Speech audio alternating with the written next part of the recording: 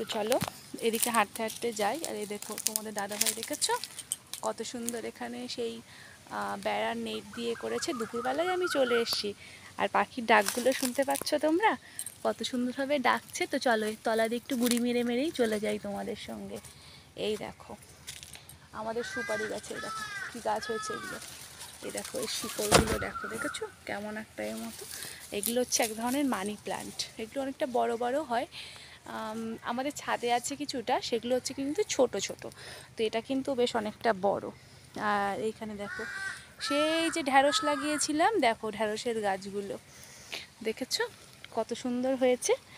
আর এই দেখো এখানে আমার জবা গাছে দেখো কত সুন্দর সুন্দর ছোট্ট ছোট্ট মিষ্টি মিষ্টি করি এসেছে।